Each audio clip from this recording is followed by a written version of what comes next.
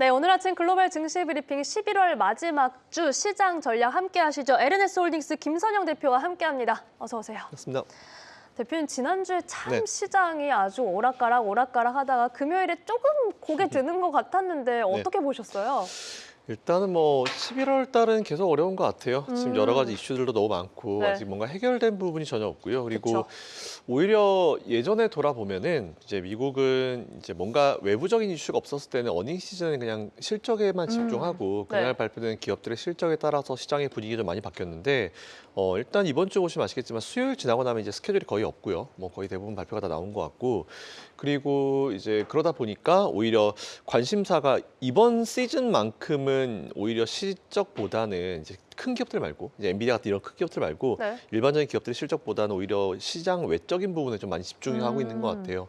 뭐 연준 위원들의 말 한마디 한마디에 따라서 시장 분위기가 완전 바뀌어버렸고 맞아요. 뭐 지난주에는 뭐 존 윌리엄스가 얘기하고 나서 원래 30%대였던 12월달 금리 인하 가능성이 70%대까지 올라갔고요. 네. 근데 주말 중에 다시 수잔 콜린스가 얘기했었고 근데 그럼에도 불구하고 일단 전반적인 분위기는 일단은 좀 지켜보자는 쪽으로 좀 움직이고 있는 것 같은데 확실히 금리 인하 말고는 지금 시장에서 관심사가 별로 없는 것 같아요.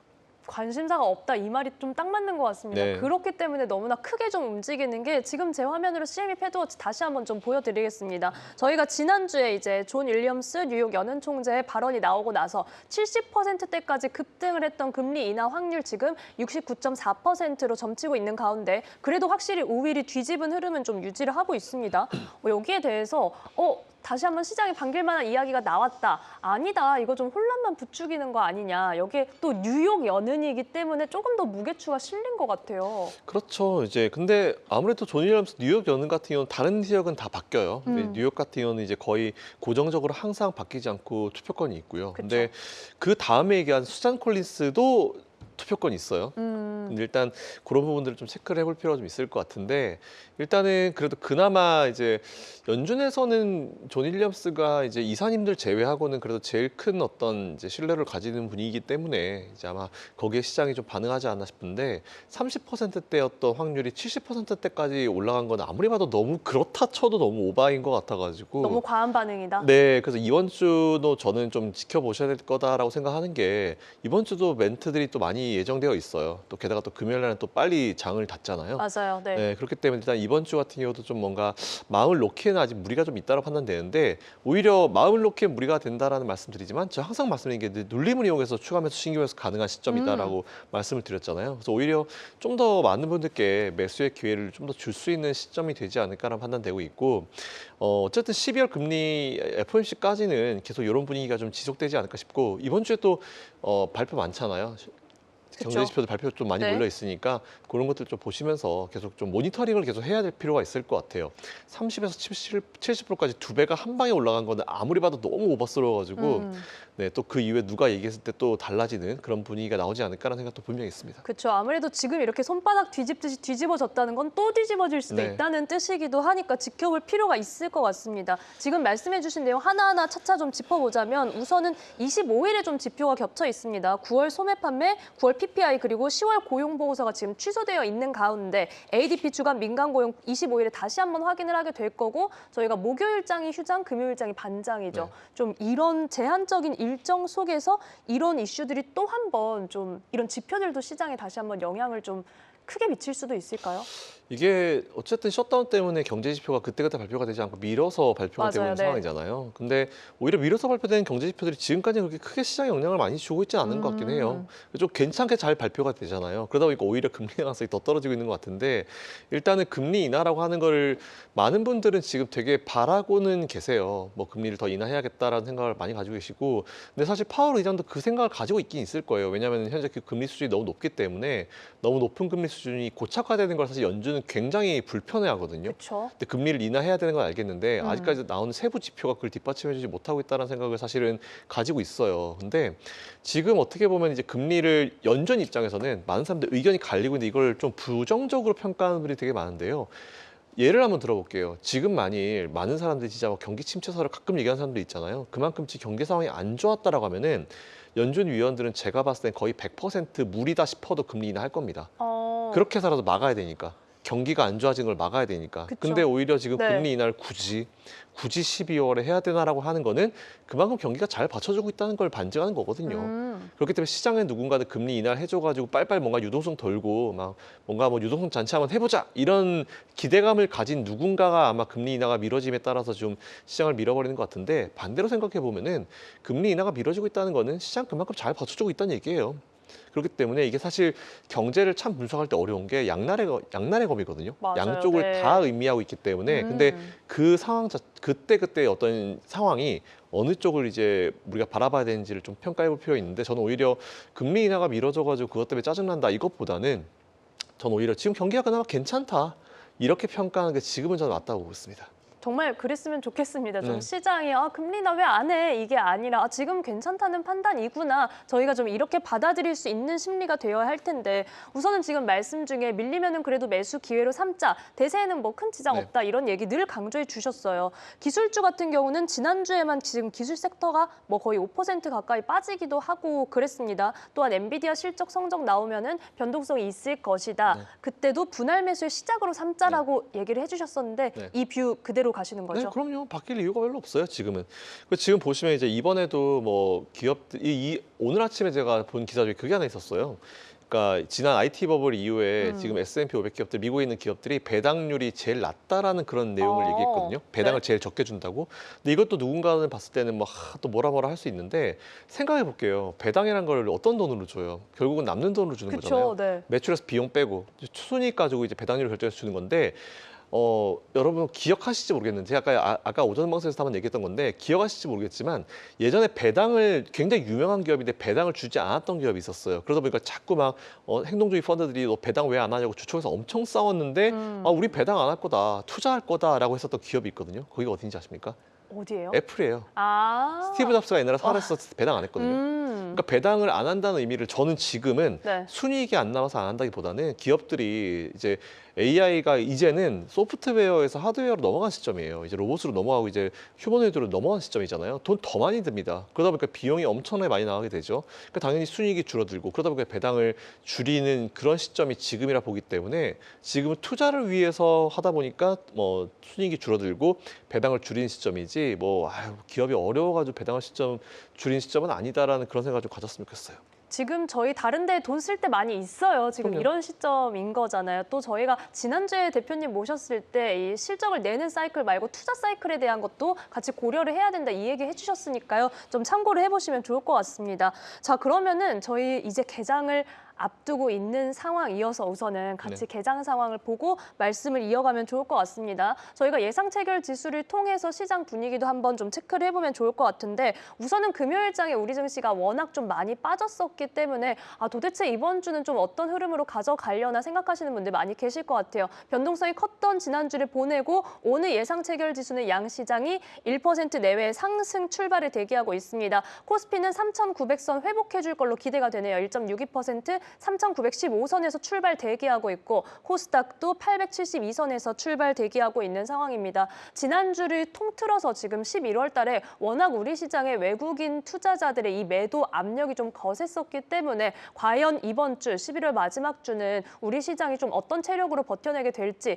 이 부분도 좀 관건이 될 것 같고요. 그래도 금요일장에서 미증시가 깜짝 반등을 해줬다는 것이 오늘 우리 시장에서는 좀 기대해 보고 싶은 그런 포인트가 될 수 있겠습니다. 자, 저희가 말씀드린 동안 11월 24일 국내 증시가 출발을 했습니다. 바로 개장 지수 그리고 시총 상위 종목들의 흐름도 저희는 함께 확인을 해보겠습니다. 자, 오늘 시장의 개장 지수를 좀 체크를 해보시면요. 역시 1%대 강세 3,915선에서 출발합니다. 코스닥도 1.08% 오르면서 873선에서 월요일장 출발하고 있습니다. 자, 반등하면서 출발하는 우리 증시 시총 상위 종목들도 1위에서 15위까지 일제히 상승폭을 켜내고 있는데, 이 반등의 폭은 사실 금요일장에 미치지는 못합니다. 워낙 하이닉스 좀 많이 빠졌었기 때문에 지금 SK 하이닉스가 2%대 반등하면서 53만 3천 원, 삼성전자 2%대 오름세 97,400원에 거래가 되고 있고요. 나머지 종목들도 상승불 0에서 1% 내외로 켜내고 있는 상황입니다. KB금융이 2%대 강세 12만 3천 원 기록하고요. 삼성물산이 3% 가까이 오르면서 22만 2천 원에 거래 초반 흐름 가져가고 있습니다. 자, 코스닥 시총 상위주들은 분위기가 조금 다릅니다. 우선 알테오제는 소폭의 상승불 54만 4천 원의 현재가 기록하고 있고요. 상승과 하락이 조금은 엇갈리는 가운데 ABL 바이오 1%대 강세, 펩트로는 1% 넘게 밀리면서 36만 5천 원에 거래 중입니다. 그밖에 리가캠 바이오와 케어젠이 소폭의 내림세, 하지만 HLB와 코오롱 티슈진 그리고 클래시스까지도 1%대의 상승불을 켜면서 출발하고 있습니다. 자, 지금 시장에서 코스닥은 조금은 엇갈리고 코스피는 그래도 전반적으로 강한 모습인데 삼성 바이오로직스가 지금 좀 크게 밀리고 있네요. 지금 삼성 바이오로직스가 3% 넘게 밀리면서 172만 9천 원의 거래 흐름을 가져가고 있습니다. 자, 오늘 코스피와 코스닥 지수는 좀 반등을 해주고 있지만 상위주에서는 엇갈리는 흐름 나타나고 있고 오늘 일본 증시는 근로자의 날로 휴장한다는 점도 함께 체크를 해보시면 좋을 것 같습니다. 자, 이렇게 개장 흐름 좀 체크를 해봤는데 우선은 국내 증시 개장에 대한 진단 좀 여쭤볼까요?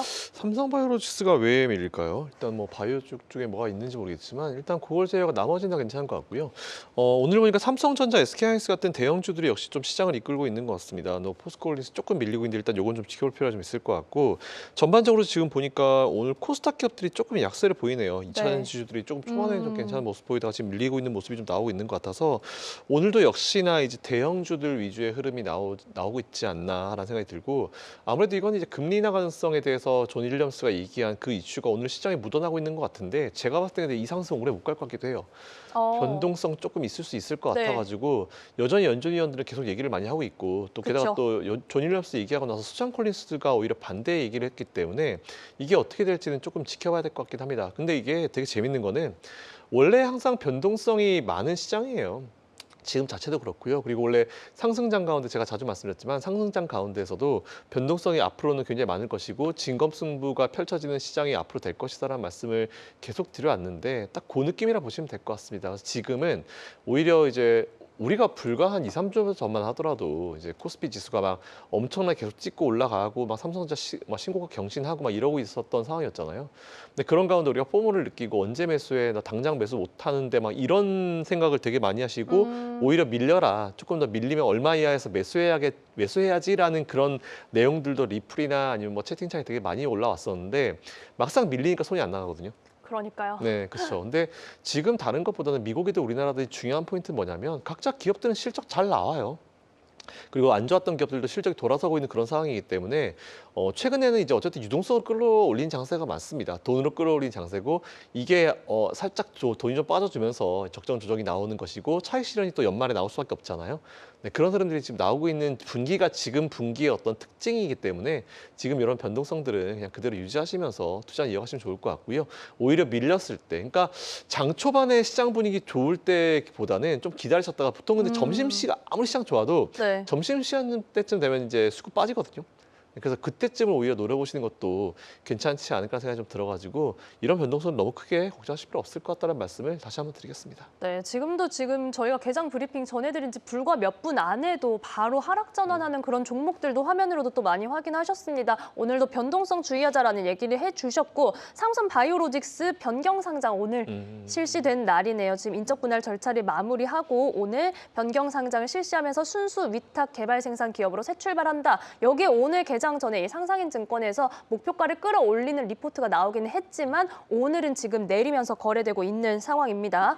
자, 이렇게 지금 국내 증시에 대한 점검을 좀 해봤고 이번에는 또 사실 미증시에서 지난주에 좀 주목도가 높았던 기업 중에 하나가 월마트였잖아요. 소비주의 실적을 저희가 차근차근 확인을 했는데 월마트의 성적표와 관련해서도 좀 우선 해석이 엇갈리는 것 같아요. 월마트 그래도 잘했다도 있고 고소득층이 월마트로 좀 이렇게 내려왔다 이런 해석도 있는 것 같고 여기에 나스닥 이전 상장 소식까지 좀 전해왔어요. 월마트는 사실은 뭐 나쁘게 평가할 만한 내용들은 별로 없는 것 같아요. 말씀하신 대로 고소득층에서 이제 월마트에 대한 어떤 이용을 증가시켰다 뭐 그런 내용도 나오긴 나오는데 사실 월마트가 우리가 이제 미국이 전 세계를 대상으로 한 금리 그 무역 협상 이 차원에서 제일 영향을 많이 받을 만한 기업이라 판단했었고 그리고 그 거의 바로미터의 기업들 중에 하나였잖아요. 근데 최근에 나온 실적 보면은 크게 별로 마음 안 쓰는 그런 분위기예요. 뭐 월마트, 코스트코 뭐 이런 기업들 보시면 이제 그 올라간 관세만큼을 이제 물건 가격으로 넣을 것이다, 안 넣을 것이다 이렇게 주장했던 기업들이 많은데 월마트 같은 경우는 사실 그렇게 크게 넣겠다는 얘기 한 적 별로 없고요. 그리고 이제 그런 가운데서도 실적이 잘 나온 부분이라고 하면은 여전히 미국에 있는 소비가 좀 그래도 안정적이다라고 평가하시면 될 것 같고 네. 나스닥 이전 상장 같은 경우는 일단 어쨌든 나스닥은 기술주 위주의 나스닥이잖아요. 근데 그렇죠. 우리가 아마존의 케이스를 보면 아시겠지만 최근에 소비 기업들이 소비 기업이 아니에요. 유통기업들이 유통기업이 아닙니다. 그렇게 부를 수가 없는 상황이 됐죠? 맞아요. 이제 월마트 근데 어쨌든 기본 베이스가 대형 물류업체, 그죠? 대형으로 우리가 살 수 있는 코스코 같은 그런 기업이잖아요. 어쨌든 근데 아마 기업의 어떤 성향을 특성을 좀 바꿔가는 그런 분위기가 나오지 않을까 싶고, 근데 이건 뭐 아마존을 비롯한 많은 기업들이 현재 지금 많이 추구하고 있는 그런 바이기 때문에 그런 느낌으로 좀 보시면 될 것 같다는 좀 생각이 들어가지고 일단 월마트는 저는 중장기적인 어떤 의견은 그대로 유지하시되 얘는 좀 묵묵하게 조용히 가는 기업이잖아요. 티 안 나게. 그렇기 때문에 일단은 지켜보시되 이번 실적에 대한 전체적인 평은 나쁘게 평가하는 게 좀 이해가 안 된다. 네, 이 정도로 생각하고 있습니다. 월마트뿐만 아니라 지금 미국의 소비 체력도 네. 뭐 크게 문제 없다 이렇게 진단할 수 있는 상황인 거죠. 저희가 월마트에 대해서 같이 여쭤봤고 이번엔 저희가 국내 증시로 넘어오기 전에 비트코인도 잠깐 좀 여쭤볼게요. 네. 사실 지난주에도 여쭤보긴 했습니다만 이제 9만 달러 깨지고 거의 8만 초반까지도 갔다 왔었기 때문에 아 진짜 비트코인 이 크립토 윈터가 길어지려나? 완전 시작인가? 이런 약간 비관이 담긴 시선들이 좀 더 많아지는 것 같아요. 결국은 이제 최근에 빠지고 있는 두 가지 이유는 이제 큰 고래 물량이 빠졌다라고 하면서 관련 ETF에서 돈이 많이 빠졌고 이거에 대한 우려감이 첫 번째 나왔고 두 번째로는 금리 인하가 미뤄지니까 아무래도 유동성이 시장에 좀 뭔가 빨리 공급이 돼야 되는데 그게 안 되는 부분이 영향을 줬다라고 좀 보시면 될 것 같은데 일단은 저도 ETF 자금 같은 큰 돈이 빠졌다라고 하는 거는 조금 분명히 찜찜한 구성은 분명히 있어요. 네, 네. 분명히 있고요. 이게 어떻게 된 자금일까라는 그런 생각을 좀 가지고 있는데 일단 저도 요즘에 비트코인은 사실 저는 단기 시장을 분석할 때 저 개인적으로 좀 많이 쓰거든요. 근데 일단 전반적으로 이제 일단은 그 금리 인하 시점으로만 비트코인을 바라봤을 때는 어차피 지금 이제 금리 인하기가 유지가 되고 있기 때문에 금리 인하를 뭐 딜레이 시켜서 하는 거지 지금이 금리 인상기는 아니거든요. 그렇죠. 그렇기 때문에 뭐 비트코인에 원하는 어떤 시장의 유동성이 공급되는 부분에 대해서는 걱정할 필요가 없다라고 생각하고 있어가지고 그런 시장 유동성 측면에서는 비트코인은 그래도 좀 어려운 시기이긴 하지만 내년에는 그래도 좀 더 우리가 반등을 기대해 볼 수 있을 그런 시점이 되지 않을까라고 생각하고 있어가지고 유동성 측면에서 비트코인이 나쁘지 않다라고 생각합니다. 하지만 또 다른 유동성이 그 자금 빠져나가는 것들 그런 것들은 우리가 좀 계속 좀 뭔가 지켜볼 필요는 있을 것 같아요. 근데 이 와중에 또 일본이 비트코인 같은 가상화폐 시장을 오히려 이제 제도권으로 올렸잖아요. 제도권으로 올리면서 기존에 엄청나게 높았던 그 관세 세금률을 거의 반 이하로 낮췄기 때문에 오히려 일본에서도 이제 이런 가상화폐들을 제도권 올리면서 이제 좀 인정하는 분위기로 가는 상황이어가지고 원래 안 했었던 기업들이 이제 국가들이 하나씩 들어온 상황이기 때문에 그런 것들은 또 긍정적으로 좀 볼 수 있을 것 같아요. 그래서 이게 저는 사실 비트코인이라고 하면은 누군가가 가치를 부여했기 때문에 가치가 들어간 거의 뭐 예술 작품 같은 그런 느낌이라고 봐요. 네. 물론 예술 작품 같이 멋있게 생각하지는 않아요. 좀 위험 자산이라 좀 평가를 하거든요. 근데 예술 작품도 아시겠지만 되게 유명한 작가의 어떤 그림을 이제 진짜 막 이런 경매처에서 하면은 한도 끝도 없이 금액이 올라가지만 파리 같은데 그냥 거리에서 놔두고 10,000원에 사가야 하면 사실 아무도 안 사가거든요. 근데 그걸 누군가가 사갔을 때 나중에 알고 보면 그게 내 거더라 이런 식으로 되게 많이 했잖아요. 똑같아요. 그러니까 누군가 가치를 부여했기 때문에 가치가 들어간 그런 화폐, 그런 자산이라 보기 때문에 투자에 대한 가치는 저는 그대로 유지. 하지만 이거를 너무 큰 비중을 넣어서 가상화폐를 투자를 한다고 하는 거는 저는 굉장히 위험한 발상이라 보고 있어가지고 투자는 그대로 이어가시면 좋을 것 같긴 해요. 근데 항상 이제 가능성에 대해서는 생각해 두시고 조심조심히 투자하시면 좋을 것 같다는 생각을 가지고 있습니다. 네, 비트코인 살펴봤고 이제 말씀드린 동안 9시 10분 구간 지나고 있습니다. 저희가 개장 점검했을 때와는 또 시장 분위기가 그새 바뀌었는데 코스피 0.34% 오름세만 유지하고 있고 코스닥은 지금 하락 전환했습니다. 0.22% 내리고 있는 가운데 사실 오늘 채팅창에도 오늘 분위기 조금 쎄한데 이런 이야기도 나오고 있거든요. 대표님 우선은 지수가 3,900까지 저희가 깨졌던 것을 봤고 지금도 다시 한번 3,900 반납했습니다. 네. 지수 하방을 좀 더 열어놔야 되나? 약간 조정이 더 깊어질 수도 있나? 이런 우려도 좀 있는 것 같아요. 제가 방송 요래조래 좀 많이 나가거든요. 그 제가 4,000 지난번 고점 돌파했을 때 조금 피곤해가지고 나가지 말아야지 했지만 그래도 뭔가 위험성이 좀 있어서 외부 유튜브도 네. 좀 요청이 들어온 게 좀 나갔어요. 근데 제가 거기서부터 말씀드린 거는 3,800까지 열어두시라고 했거든요. 3,800까지. 네, 지금 우리나라는 이제 4,000포인트를 지지 라인으로 이제 뭔가 테스트라는 시점이기 때문에 3,800 라인까지는 깨지는 게 이제 감안해야 된다. 감당하고 지켜봐야 된다라는 생각을 가지고 있어가지고 뭐 크게 염려하실 필요 없을 것 같고, 그리고 제가 개인적으로 딱 판단했을 때 우리나라의 어떤 우리나라가 이 정도는 딱 되고 이제 거기가 스타팅 포인트다라고 생각하는 게 3,900 한 20포인트 되거든요. 그러니까 그 이하로 가면은 저평가예요. 그래서 지금은 여전히 저평가와 딱 그 중립 구간 사이를 왔다 갔다 한 상황이기 때문에 지금 이 자리에서는 이제 아래쪽 지지 라인 만들고 좀 강도를 평가하는 그런 자리라 판단되고 있어가지고 이 정도 조정까지는 감당하셔야 돼요, 사실은. 그러니까 너무 크게 걱정하실 필요 없을 것 같고요. 오히려 이런 걸 이용했을 때 좀 눌림이 있는 기업들 투자하시면 좋을 것 같고, 그리고 12월, 그러니까 10월 달에 금리 인하한 게 이 사단이 난 거죠. 10월 달에. 차라리 잠깐 그냥 욕먹고 말지 괜히 그냥 금리를 10월 달에 인하했다가 11월 비고 12월 전까지 이러고 있잖아요. 이건 어쩔 수 없어요. 그러니까 10월 달에 금리 인하했기 때문에 이미 엎질러지면 어떻게 합니까? 그러니까 지금 같은 경우는 이제 우리가 바라봐야 될 거는 12월 달에 금리에 대한 어떤 기대감이 지금 11월 달에 반영이 되고 있는 거잖아요. 그렇죠. 그럼 이제 조금 한 네. 2, 3주만 지나면 1월 달께 또 그대로 12월 달에 반영이 돼요.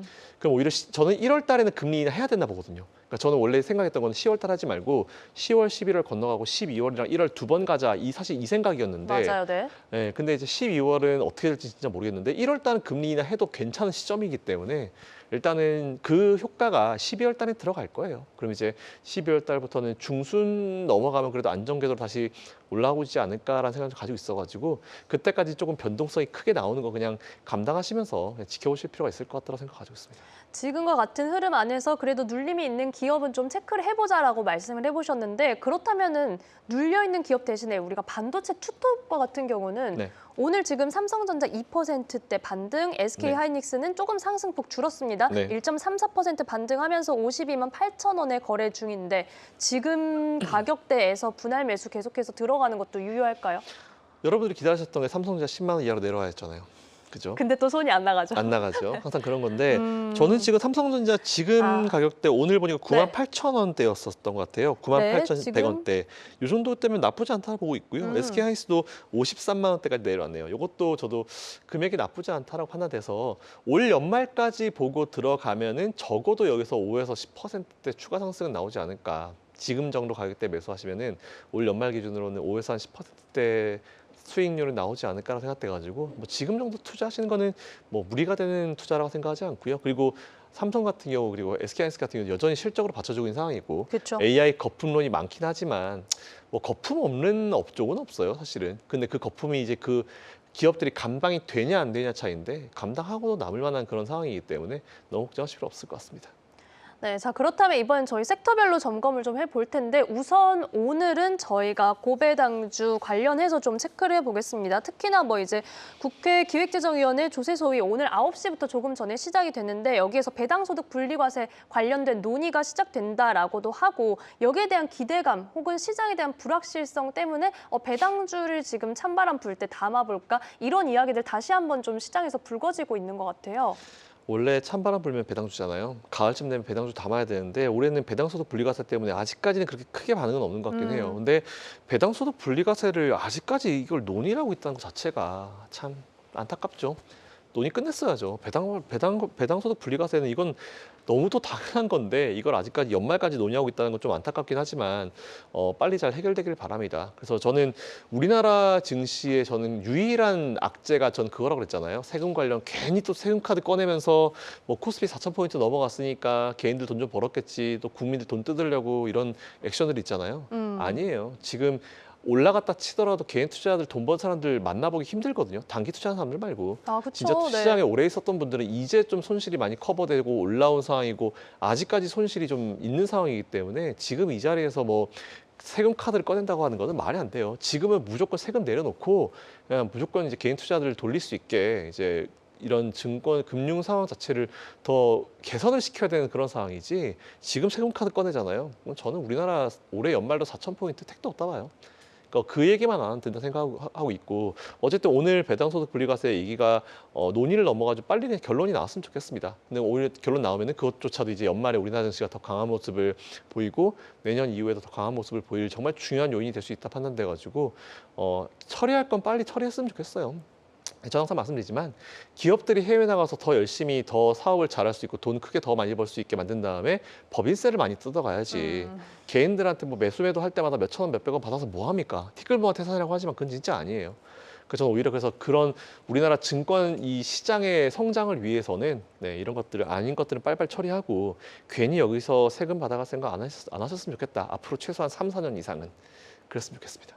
네, 자 오늘도 여러 가지 이야기들 해주셨습니다. 우선 이번 주 시장 일정 미증시는 조금 타이트한 그런 부분도 있는 상황이고요. 변동성에 대한 경고도 계속해서 해주셨는데 저희가 오늘장 전략은 좀 어떻게 가져갈까요? 일단 똑같아요. 뭐 이번 주가 11월 마무리되는 주간이잖아요. 뭐 일단 눌림을 이용해서 매수 전략을 취하시는 건 맞다라고 평가하고 있고요. 뭐 나머지 다른 것들은 이제 특별한 건 없습니다. 우리나라 뭐 미국이랑 협상도 끝났고요. 그리고 오히려 지금 환율 상황이 너무 안 좋아서 외국인들의 흐름을 좀 봐야 돼요. 근데 네. 환율은 어쩔 수 없어요. 지금 뭐 달러의 치이죠, 엔화의 치이죠. 하필이면 최근에 이제 엔화랑 우리나라가 또 커플링이 더 심해요. 근데 이제 엔화 일본에서 돈을 확 풀어버리니까 같이 확 떨어지면서 우리나라도 같이 확 떨어지고 있는 상황이잖아요.